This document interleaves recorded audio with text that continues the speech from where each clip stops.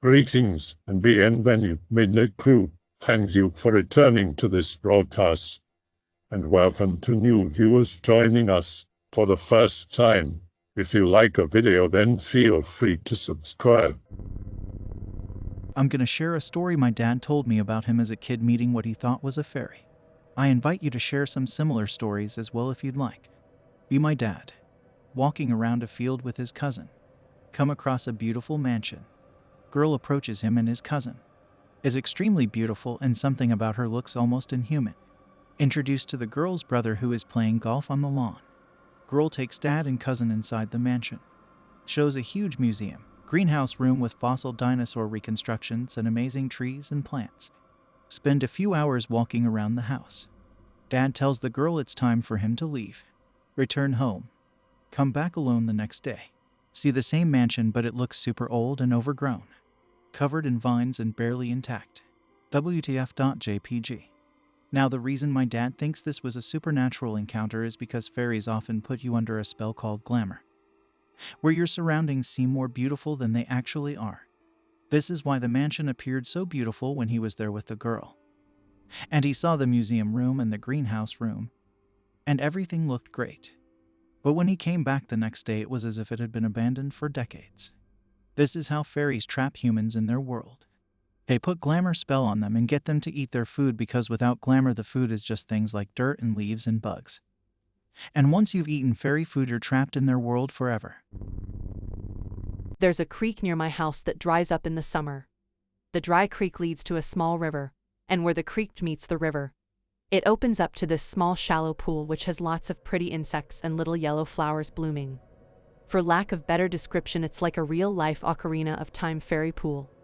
The sun comes down through the trees and warms the rocks, and it feels somewhat magical, but that's not where I saw the fairy house. It's a hot summer day, taking a walk through the dry creek bed to find a nice little smoke spot by the river. About halfway down the path I felt kind of spooked in one spot. The trees were leaning over the dry rockway and creating a surprising amount of darkness for the middle of summer. There was a little spiky thing hanging in between the trees about eye level. It looked like a seed. I'm not sure what they are called, but they are round, the size of a gumball, and very spiky all over. These seed things are usually brown, but this one had turned black. It hung on a single thinning branch by a spider web with a couple of blood-red leaves balanced on it like a tiny roof. You could dismiss it and say that it's just a natural thing, but I've had a lot of odd activity around my house which I attribute quietly and secretly to fairies. I assume as well that the land around my home is a bit excitable as well. Something about it just didn't seem random. The placement and arrangement was too intricate, deliberate. I felt a little spooked and went on to the river, and on my way back home I dreaded passing that spot again. Although nothing happened. I am a bit grateful because it looked like the dwelling of a darker, mischievous energy than, say, the kind of fae who would hang out in the sun with the flowers. I felt like that sunny energy protected me on the way back home. Educate me on fae safety, Anon. I'm curious now. Gladly. The first rule of fucking with fairies is, do not fuck with fairies. Which also happens to be the second rule of fucking with fairies. If you have managed to fuck with fairies, gotten the attention of the fae, do literally everything in your power to get as far as you can from your current location, turn to God, or take whatever deals you're given if you're so lucky. Even if it means hurting people you care about. Because worse will probably just happen to them if you don't. And if your curiosity still gets the best of you and you still feel the urge to follow the pretty lights into the woods, you'll do well to mentally replace the image of girls with butterfly wings that'll stroke your ego for happy thoughts, with skinless screaming horses attacking the corpse of your closest dead ancestor as they mournfully beg you to put them back in the ground. Do not fuck with fairies. Not the Anon you were talking to, but I can tell you a few things about them and why to stay away from them. The magical power of fairies is called glamour. Fairy glamour is the ability to alter the perceptions in a human being. They can make us see, feel, touch, taste, or experience anything they like. They can use their power to walk amongst us invisibly, by altering our perception so that we don't notice them. This doesn't mean that they are actually invisible, it just means that we don't perceive them. Remember looking for something, like a set of keys, only to discover they were right in front of your face the entire time. This is how fairy glamour works, by altering our perceptions. Fairies could be walking around in broad daylight, it's just that we can't perceive them because of their power. Fairy glamour is also used to make things appear more attractive or desirable than they originally are, hence the modern meaning of the word, glamorous. For example, a fairy might trick a person into believing a sack of hay is a sack of gold, or that poisonous toadstools were a scrumptious feast. Fairies also use their powers to make us get lost in the woods, by confusing our sense of direction. And in extreme situations, causing us to walk off cliffs or sink and drown in swamps. If you need protection from them, use iron objects. Fairies fear them. Why? We don't know, but an iron cage negates their magic. Don't dance with them. Fairies may entice you dance with them in their circles, but beware. Time for fairies is different than it is with humans. You might think you just danced for 10 minutes, but afterwards you discover that 10 years or more have gone by. Don't eat or drink anything they give you. It could be poisonous. The ways of fairies are not our ways. They do not have our morals. They can love you and then turn around and kill you with not an afterthought of guilt. Again, their ways are not our ways. Don't go to Fairyland. Fairies seem to enjoy enticing mortals to go willingly to Fairyland with them.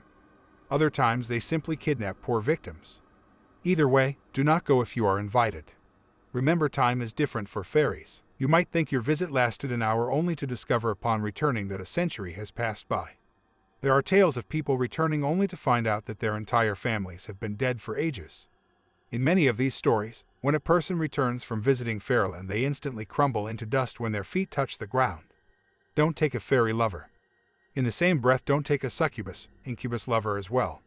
Just as in Keats' famous poem, La Belle Dame sans Merci, all fairy-human unions are seemingly destined to turn tragic for the mortal. The same holds true for human women as well. In Ireland, a male fairy called Glancan or Love Talker delights in bedding human females. Unfortunately, he's a love em and leave em type of fairy, and his cast-offs soon either go mad and kill themselves or else waste away and die, as no touch of a mortal man will ever satisfy them. Don't step into a fairy circle. If you chance upon a fairy circle, a circle of mushrooms where the fairies were said to have danced, do not step into it. Lore states that people have simply disappeared after doing so, and that such circles might be gateways to Fairyland. Don't follow fairy lights. If you see a fairy light, also called foxfires or will-o'-the-wisps, do not follow them. The fairies use these lights to fool and trick people into wandering away and getting lost, or worse, falling off a cliff or drowning in a swamp. Hopefully you can understand why to stay away from them. Salt and holy water does protect you from them as it drives them off. Same with a crucifix. But most people don't carry those things around with them. So if you see a fairy fort or fairy path, go away from it. Okay, so I spend a ton of time fishing deep in the woods. I grew up with tales of fairies and whatnot, but didn't really put much stock in it until recently. Once, 2 summers ago, I was quite a ways upstream on this little creek when I saw something buzz by. It was small, about 2 inches, and darkly colored and spherical, lighter gray on the outside, dark black ball in the center. Too small to be a bird, and if it was an insect, it didn't fly like any other I'd ever seen. Startled me to where I sat down and tried to figure out what I saw. After that, I started noticing strange coincidences. For example, time and again, right before I caught a huge brown trout, I'd notice a bunch of bugs flying around me when they hadn't bothered me all day. Tons of bug spray but weren't biting. Then I had a thought that maybe they were just telling where to fish. Who knows, right? But it got me thinking. The more I paid attention, the more I noticed little oddities. Beautiful tiny sprouts of budding branches, like 10 of them evenly spaced on a bent branch, forming a perfect arch over the deer path I use. Or a mushroom growing in moss on top of a rock. I also noticed the difference of the sound of the creek and woods on different days. Almost like dozens of little voices saying hello in multiple languages on my first outing of the season. Now I understand there's a million different ways that all of this can be rationally explained, but I'm telling you it felt peaceful, and not run-of-the-mill nature. I live in Newfoundland and all the stories I've heard are bad. I really shouldn't tell you anything because it's considered extremely bad luck to talk about the little people. Growing up, my sister dated a guy that refused to go into the woods around his family cabin. When he was young, his father told him not to go into the woods because he swears he saw the devil one night in the trees. His father was known to drink, so people had a hard time believing him despite everyone being generally superstitious of the woods. One night he had his friends up to his cabin, they were drinking, and he stepped outside to take a piss. Through the trees he saw a pure white face with long ears staring at him. His grandmother grew up in the area. The woods is infested with fairy mounds, and you generally are never supposed to go into woods with mounds or circles by yourself, because that's when you may meet a little person. They won't meet you if you're with someone. Also, if you know exactly where you are going, they won't bother you. When his grandmother was a little girl, she was playing in the woods. The next thing she remembers is waking up in a standing position picking berries with little people. She ran out of the forest and found her way home. But she had eye troubles starting that night and wasn't able to properly lose her eyes in her sleep since.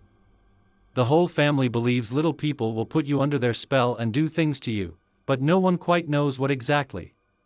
Her story is extremely similar to general folklore stories, except you usually wake up on a stump. Ohio, 2004. I was just chilling and smoking and listening to music, not doing anything really, when out in the tree line I see movement. It wasn't big, but I noticed it because it was shaking really fast, almost as if someone was holding the bush with their hands and shaking it, so for half a second I thought it might be a prank. I stood up and approached it slowly, lighting my way with my trusty Motorola Razor. Couldn't see shit, but it made me feel safer. I light the inside of the bush and there I see it. It looked like a regular person, except its ears looked pointy. I just froze. My brain couldn't handle what was happening. I immediately thought that someone might have tampered with my weed. Don't know when or where, but this made no sense. So I snap out of it and start running towards my car. Now I don't know why, but I thought, okay, calm the fuck down. Maybe you just smoked some other shit. In that case, it's not smart to drive, so I just sat there listening to the radio in the middle of the night, just waiting to see if I was going to get more fucked up. 15 passed and I felt normal, so I went back to the bush. And there it was. I felt like I was in some sort of movie. I had chills all over my body. The dude looked at me and I saw horror in his face. That's when I realized, holy shit, I'm like a monster to him. Maybe he thought I was going to eat him or torture him. I put my hand inside the bush to try and see what was going on. He was tangled with some sort of wire, probably from a fence. I slowly grabbed his leg and untied it, then I stepped back and smiled to show him that I wasn't dangerous. He hopped out of the bush and he was like one of those G.I. Joe dolls. The old ones from the 60s. So after 30 seconds or so just looking at him, trying to soak the experience, I say, "Can you understand me?" And without missing a bit, while he was dusting off, he said, "You don't need to understand a brother, just know him." Then he ran off really fast. Okay, I can't believe it's happened to someone else. I was a kid about 6 years old, living with my mother in an apartment on the ground level, was just outside on the parking lot walking around, and I remember it being very hot out. And the neighbor in the very next unit had a ton of flowers everywhere on his balcony, hanging above the railing and off the side of the railing, like this man loved flowers. And then I noticed this little figure floating beside one of the flowers, and I couldn't believe it. It almost looked like a little person, and I watched it for a couple minutes and tried getting closer and closer to it, and I knew I spooked it cause it flew almost instantly to the middle of the lot, so I tried running towards it and it like flew straight upwards till I couldn't see it. Now I remember this clear as day because I ran straight back inside to tell my mother about it, and she was surprised and told me what I saw. A few months later, or a year, the man passed away. Well, I'll share a couple my dad told me. He never actually called these fairy stories, but that's what they sound like to me. They're not as interesting as yours, but I loved hearing them growing up. I'll try to keep them short. So Dad grew up in the rural South. One night, there was supposed to be some type of big party in the next town. Big social event. Dad can't go. He's got work the next morning with my grandpa, who was a real hard ass and worked my dad ragged. But Dad is a young teenager at this point. He says fuck the old man and decides he's going to go to the party anyway. So he waits till Grandpa's asleep and sneaks out. Best way to get there is a shortcut through the woods. Otherwise he has to go around, which will take him over an hour out of his way. These woods have a lot of lore attached to them. People say they're haunted, they're cursed, they're evil, etc. The coolest story is that the devil roams the woods at night. If you're out there after dark, he'll kinda fuck with your head, make everything look unfamiliar, and get you lost. Then you'll be trapped there forever. Cue ghostly wails. Anyway, Dad thinks that's all a bunch of horse shit and just cuts through the woods. Comes out the other side fine and heads to the party. Enjoys himself catching up with some friends, dancing, flirting with some girls, etc. After a while he leaves. It's about midnight. He has to be up in a few hours, so he's in a hurry. Cuts through the woods again. He's about halfway through when he feels his hair stand on end. He freezes, feeling seriously spooked but not sure why. Then he sees a chain of lights moving between the trees off in the distance. Lights are kind of gently bouncing, like a bunch of people holding lanterns and walking in a single file. They pass by him pretty close, one by one. He could reach out if he wanted to, but he's absolutely stock still, afraid that if he moves then whatever these lights are will hurt him. At some point, Dad realizes they're gone, but he doesn't remember watching them finish passing. Feels like he's been standing there in a daze or something. He looks around, sees he's alone, and bolts. Eventually arrives at home, sneaks back into the house, and falls asleep. Grandpa never even knew he was gone. The following text was originally published in a book about encounters with the Fae. A trip to Fairyland, the abduction of Anne Jeffries. Perhaps the most impressively documented encounter with the fairy folk occurred in the year 1645 in Cornwall, England. It happened to a 19-year-old girl named Anne Jeffries 1626 to 1698, and the encounter changed her life forever. The story is a steamy one, for its time, with both sexual and religious overtones, and was discussed in detail in Jerome Clark and Lauren Coleman's excellent work, The Unidentified. Anne was described as a daring girl of high intelligence. She seemed to have a preoccupation with fairies, however, and talked about them often in her spare time, saying she would very much like to meet them. People who knew her thought she was crazy. No one in their right mind could actually want to encounter the fairies, after all. But Anne did.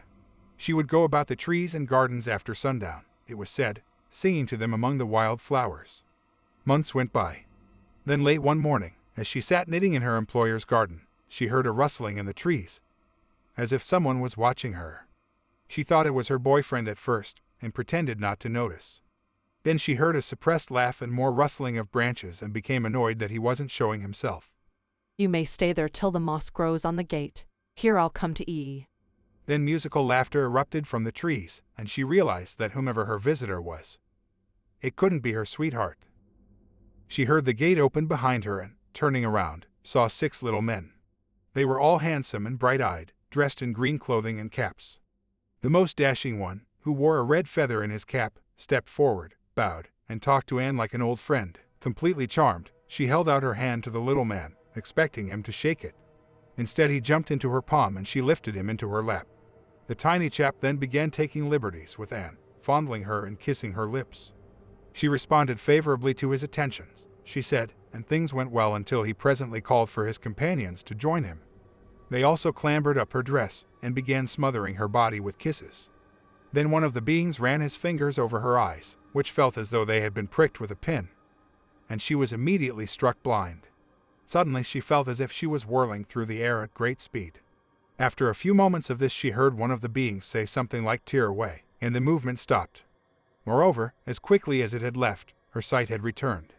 She found herself in a beautiful and brilliant land, she later claimed, which appeared to be a Garden of Eden-like paradise. She saw palaces of silver and gold that rose above lush green forests. Flowers grew everywhere and their sweet fragrances filled the air as well as the songs of many brightly colored birds. Hundreds of men and women were engaged in all manner of activities from strolling to dancing. To her surprise, she saw that all the fairies were now normal-sized, some even taller than herself, and she suddenly realized that she was now dressed in beautiful, sparkling clothing. Her 6 companions remained at her side attending to her, though her continued preference for the one who had first spoken to her appeared to cause the others to become jealous. The 2 eventually sneaked away from the others to a luxurious garden filled with flowers where they made love. Afterwards, as Anne lay with her lover amid the Eden-like splendor of Fairyland, she wished she could live that way forever.